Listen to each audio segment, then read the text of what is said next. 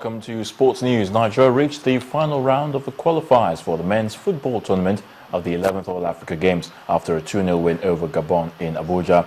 Segun Oduduwa struck from 27 yards in the 68th minute, and Junior Ajayi added a second with 3 minutes to go to give the fans something to cheer and further compound the visitors' woes, who got spanked 4-1 at home in Libreville a fortnight earlier. A disagreement within the Ivorian Football Association has forced the African champions to call off a victory tour of the country during the forthcoming FIFA free window. The Elephants were built to celebrate their second African Cup of Nations with a playing tour of the country during the FIFA window, but bickering over money forced the Ivorian football leadership to shelve the plans. They will first host the 2015 AFCON hosts Equatorial Guinea on March 26 in Abidjan, and 3 days later welcome Bolivia to the same venue.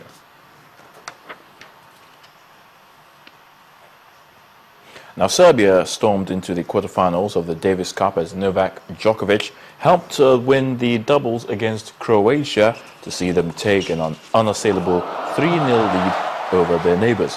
World #1 singles player Djokovic stepped in as a net replacement for Viktor Troicki to partner Nemad Zimonjic, and the move paid off in the end, with the home side running out 6-3, 6-4, 6-1 winners over the Croatian pair Marin Degranja and Franco Skuga.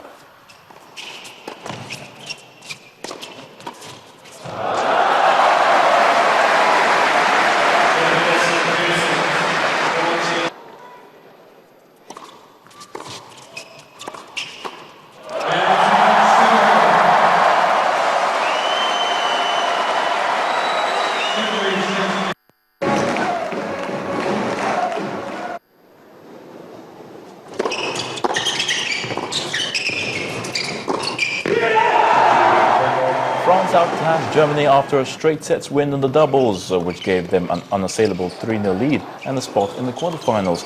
The French pair of Nicolas Mahut and Julien Benneteau were too good for Andre Begemann and Benjamin Becker, wrapping up a 6-4, 6-3, 6-2 victory. It followed wins for Gilles Simon and Gaël Monfils in the opening two singles matches on Friday, as last year's runners-up knocked Germany out of the competition for the second time in 12 months.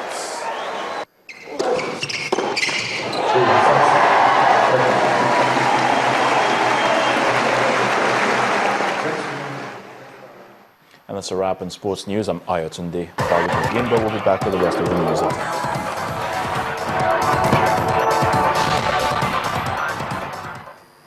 And stories outside of Nigeria now, where there's been a deadly gun and grenade attack on a nightclub in the capital of Mali, Bamako.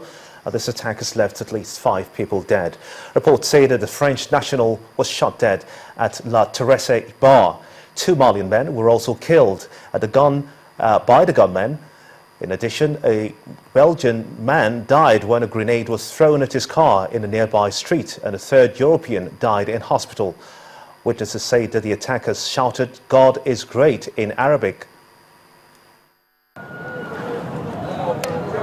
Militants killed 5 people in a gun and grenade attack on a restaurant in Mali's capital in the early hours of Saturday, including a French citizen and a Belgian security officer with the EU delegation in the country. Mali's desert north is plagued by frequent political violence, but this is the first militant attack for years in Bamako in the south. 3 Malians were killed in the violence in and around La Terrasse restaurant, which is popular with expatriates. The attack began at around 1 a.m. local time and left 9 people wounded. A senior security official says 2 people have been arrested in connection with the attack. Which will follow and will take. EU foreign ministers attending a meeting in the Latvian capital expressed condolences to the families of the victims of the Mali attack, which included 2 EU citizens. Our condolences to all the loved ones of all victims of this attack, and a special thought to those of our colleague, because one of the victims, a Belgian citizen, was a security officer at the European Union delegation in Bamako. This shows very clearly that we have to stay focused on all the threats and the challenges we have around us, starting from the situation also in Mali, in the Sahel, and we will have a discussion on Africa at the next Foreign Affairs Council in Brussels on the 16th of March. Also, 2 international experts with the United Nations Mine Action Service were among the wounded. French forces took control of northern Mali 2 years ago, but insurgents continue to mount attacks. France has more than 3,000 soldiers in West Africa as part of a counter-insurgency force against Al-Qaeda-linked militants. In Russia now, 2 men have been arrested over the murder of opposition politician Boris Nemtsov. The head of the Federal Security Service, Alexander Bortnikov, announced on national television that Ansel Gubashev and Zaur Dadayev were detained today. Now, President Vladimir Putin has been informed of their detention, though. The murder of the veteran liberal politician on a bridge with sight of the Kremlin was shocking to Russia. And now the main news again. It was another day of bloodbath in Maiduguri, the Borno State capital, as at least 58 people were killed in multiple explosions in different parts of the city.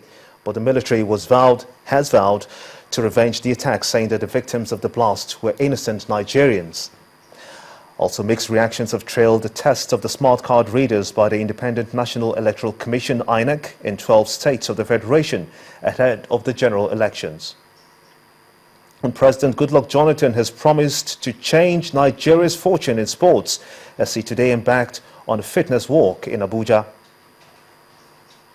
And APC leaders and supporters also today marched in Lagos with one of the party's national leaders explaining that the exercise was a walk for life.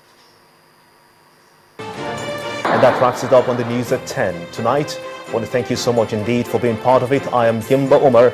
I want to wish you a splendid night rest as we leave you. Coming up next with a repeat of our yesterday's broadcast of Nigeria 2015, the continuing coverage ahead of the elections. Only here on Channels Television. Good night.